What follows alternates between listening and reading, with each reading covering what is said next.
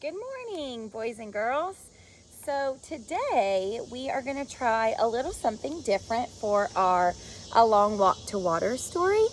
I am going to record myself reading chapter 3 because all of the groups have read through chapters 1 through 2. And you guys will read it during your independent work time this morning, and then we will be able to talk about it during class, okay? So if you want to go ahead and get your book, open to chapter 3, which is on page 14. You'll notice on page 14 that there is some of that brownish golden writing, which we know now is Naya, from Naya's perspective.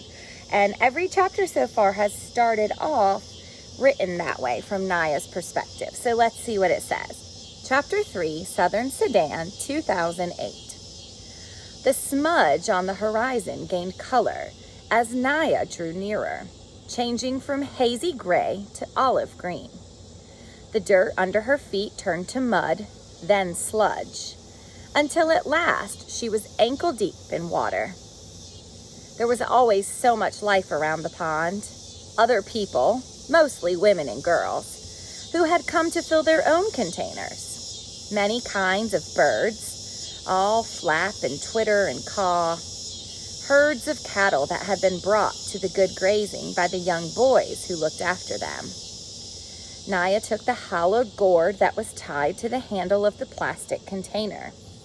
She untied it, scooped up the brown, muddy water, and drank. It took 2 gourdfuls before she felt a little cooler inside. Naya filled the container all the way to the top. Then she tied the gourd back in place and took the padded cloth donut from her pocket. The donut went on her head first, followed by the heavy container of water, which she would hold in place with one hand.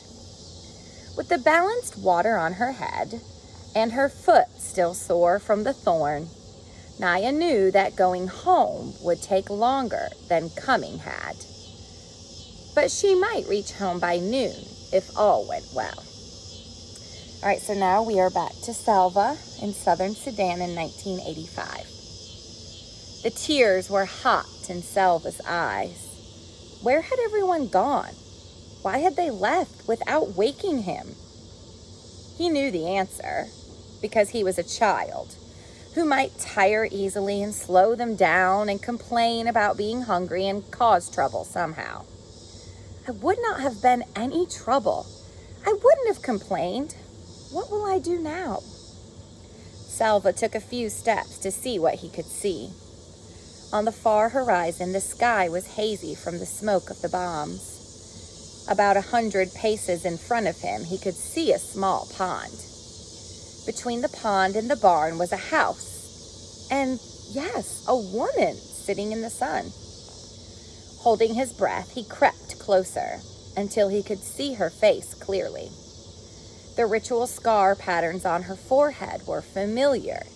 They were Dinka patterns, which meant that she was from the same tribe as Salva. Salva let out his breath in relief. He was glad that she was not Noor. The Noor and the Dinka had a long history of trouble. No one, it seemed, was sure where Noor land ended and Dinka land began. So each tribe tried to lay claim to the areas richest in water. Over the years, there had been many battles, large and small, between Dinka and Noor.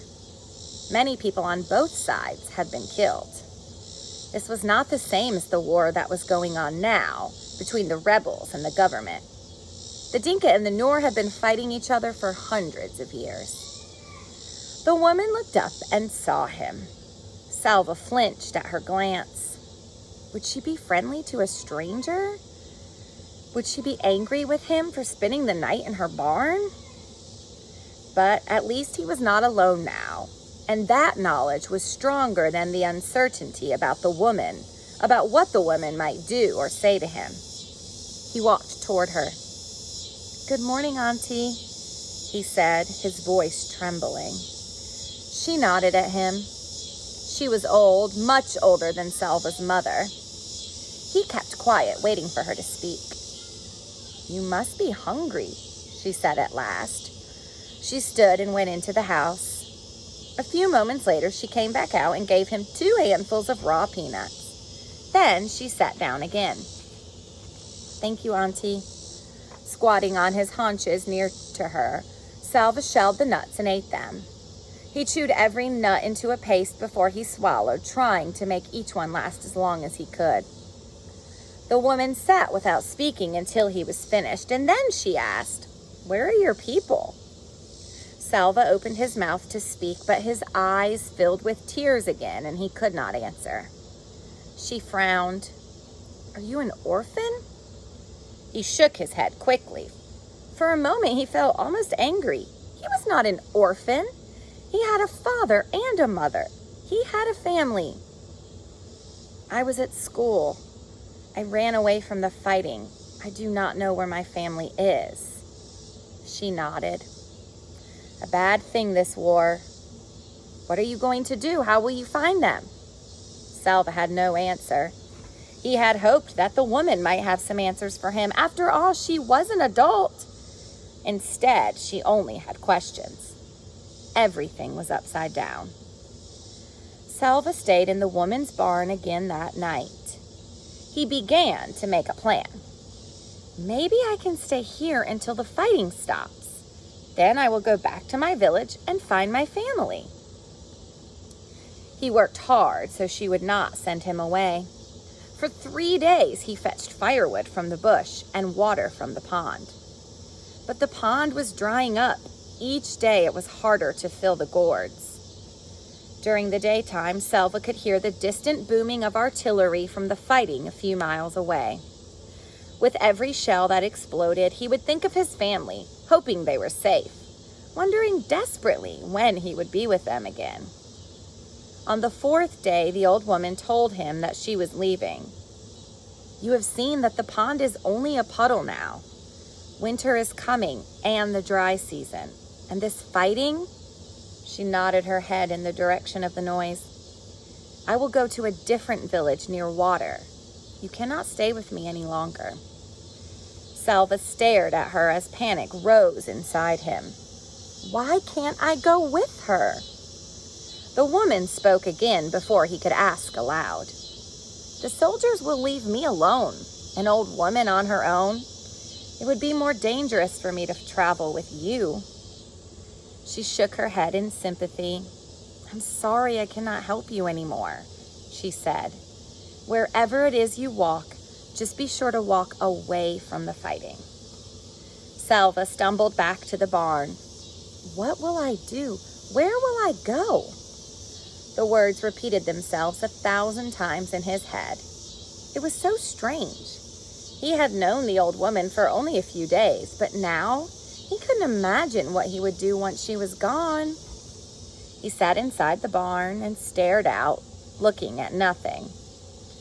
As the light grew dimmer, the noises of evening began. The buzz of insects, the rustling of dry leaves, and another sound. Voices? Salva turned his head toward the sound. Yes, it was voices. Some people were walking toward the house. A small group, fewer than a dozen. As they approached, Salva took a sharp breath. In the fading light, he could see the faces of those nearest him. 2 of the men had patterns of V-shaped scars on their foreheads.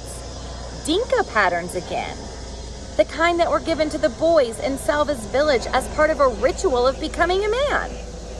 These people were Dinka too. Could his family be among them? All right, so that's the end of chapter 3. If you guys will follow the link on the independent work checklist, there's just a couple of check-in questions to make sure you've been reading along and kind of understand what's going on in the story so far. So make sure you get those completed, and I will see you at 11:15. Bye, guys.